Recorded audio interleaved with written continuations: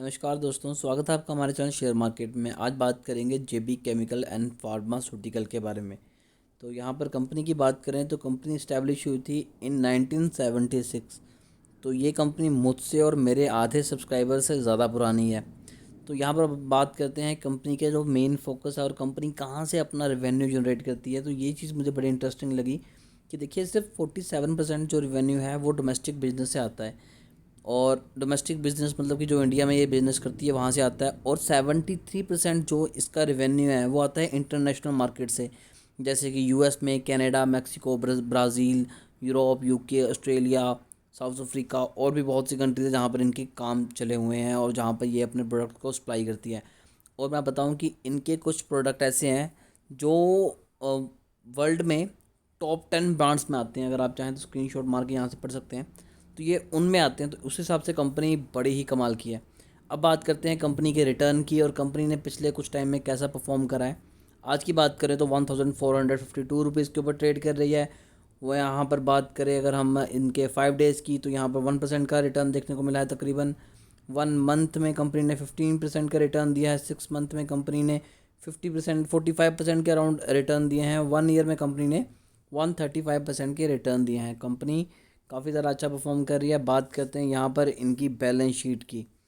तो सबसे पहले बात करेंगे रिजर्व सरप्लस की कि कंपनी के पास पैसा कितना है, क्योंकि हमें तो यही है कि हमारा जो इतनी मेहनत का पैसे हैं वो हम ऐसी शेयर में ना लगा दें जो हमें सिर्फ एक अच्छे रिटर्न के ख्वाब दिखा रहा है और बाद में हमें उसमें लॉस देखना पड़े। तो यहाँ पर बात करते हैं, करंटली कंपनी के पास 1429 करोड़ के एसेट्स हैं, जो कि पहले से थोड़े से कम हुए हैं, बट इतने निगलेक्ट कर सकते हैं। कंपनी ने अपने एसेट्स लगभग लगभग इसी रेंज में रखे हैं, मतलब कि 1300 से लेकर 1400 1500 की रेंज में ही इतने इन्होंने एसेट्स अपने, सॉरी एसेट्स नहीं, रिजर्व रखे हैं। अब बात करते हैं लॉन्ग टर्म बोरोइंग की। तो कंपनी के पास पिछले 5 साल में कोई भी बोरोइंग नहीं है।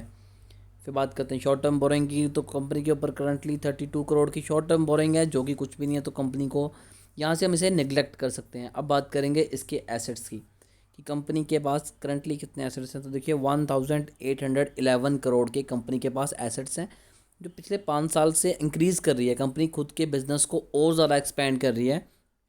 कंपनी जितनी पुरानी है, तो मैंने यहाँ पर एक्सपेक्टेशंस थोड़ी सी ये लगाई थी कि यहाँ पर थोड़े से ज़्यादा रेवेन्यू देखने को मिलेगा, बट स्टिल कंपनी अच्छा परफॉर्म कर रही है, तो वो भी कोई इशू नहीं है। बात करते हैं कंपनी की, तो 11,250 करोड़ की कंपनी है। स्टॉक पी है 28। 40 से जब तक नीचे है तब तक ये अच्छा है। कुछ ज़्यादा महंगी अभी कंपनी आपको नहीं मिल रही। बुक वैल्यू कंपनी की 210 रुपये है, वो भी ओके ओके है। तो बात करते हैं 52 वीक लो की, तो 586 रुपीज़ था। हाई की बात करें तो 1494 है। फेस वैल्यू कंपनी की 2 है। शेयर इनके स्प्लिट हो चुके हैं। अब नज़र मारते हैं थोड़े से इसके प्रोज एंड कॉन्स के ऊपर। तो सबसे पहले जो है कि कंपनी डेट फ्री है, कंपनी के ऊपर कर्जा कोई नहीं है, ये तो बड़ा पॉजिटिव साइन है। Company has delivered good profit growth of 22.47 CAGR over last 5 year. तो मैं आपको बता दूं कि इनका जो एनुअल ग्रोथ रेट है वो चला हुआ है कंपनी का 22। उस हिसाब से कंपनी का ये बड़ा ही ज़बरदस्त है। Company has been maintain a healthy dividend. तो कंपनी भाई डिविडेंड भी अच्छा दे रही है, ये भी पॉजिटिव साइन हो गया। अब बात करते हैं नेगेटिव की। तो देखिए दो नेगेटिव हैं। The company has delivered a poor sale growth of 9.8 over 5 तो यहाँ पर कंपनी की ग्रोथ में थोड़ी सी कमी आई है। 9.8% की कमी आई है पिछले 5 साल में। तो ये थोड़ा सा इशू है। बट अगर बात करें कि इनकी केमिकल्स की, फार्मास्यूटिकल से रिलेटेड ये काम करते हैं, तो जैसे जैसे कोविड के केस राइज हो रहे हैं तो लोगों ने इसकी डिमांड भी बढ़ रही है। तो पिछले कुछ टाइम से इसलिए हमें जेबी केमिकल में भी अच्छे रिटर्न देखने को मिले। ठीक है। तो company has a low return on equity, ये तो नॉर्मल है, इतना कुछ इतना खास ये नेगेटिव पॉइंट नहीं है। अब बात करते हैं कंपनी के जो कंपटीटर हैं। सन फार्मा है, डॉक्टर रेड्डी है, सिप्ला है, कैडिला हेल्थ केयर। तो यहाँ पर टोरेंट फार्मा है, जेबी केमिकल्स, ये तो इसी कंपनी का नाम है, बायोकॉन, औरोबिंदो। तो ये कुछ कंपनीज़ हैं। मैंने इनमें से ज़्यादातर मैक्सिमम कंपनीज़ के बारे में डिटेल में वीडियो बनाई है, अगर आप चाहें तो जाके चेक कर सकते हैं। ये भी अच्छी कंपनीज़ हैं, तो इनके ऊपर भी हम बाद में जाएंगे। अभी बात करते हैं इनके रेवेन्यू के ऊपर और कंपनी के जो शेयर होल्डर हैं कि कंपनी के कितने कितने शेयर किस किस के पास हैं। ये जानना बहुत ज़रूरी हो जाता है जब भी आप इन्वेस्टमेंट करते हैं, क्योंकि अगर कंपनी के प्रमोटर के, जो कंपनी के मालिक, अगर उन्हें कंपनी पर भरोसा है तो वो हमेशा अपने पास ज़्यादा शेयर रखेंगे। अगर बात करें विप्रो की, तो वहाँ पर आप देख सकते हैं रिलायंस में और भी बहुत कंपनीज हैं, वहाँ पर आप देख सकते हैं। अब बात करते हैं, इस टाइम को हम कंसीडर नहीं करेंगे, कोविड का टाइम है। यहाँ पर कंपनी ने बड़ा अच्छा उछाल दिखाया है। ये कमबैक इसलिए करा कोविड की वजह से, सितंबर 2020 में अगेन हमें थोड़ा सा डाउनफॉल देखने को मिला। अब 2020 में यहाँ पर फिर से हमें एक शार्प प्राइस देखने को मिला है। अब शायद इसके रिज़ल्ट कैसे आएंगे वो तो डिपेंड करता है इसके रिज़ल्ट के ऊपर, बट जहाँ तक मुझे आइडिया है कि इनके रिज़ल्ट ठीक आएंगे। अब बात करते हैं कि क्या कंपनी को बाय करना चाहिए। देखिए, मैं कभी भी अगर रेवेन्यू देखता हूँ तो मैं ईयर ऑन ईयर बेसिस पे चेक करता हूँ।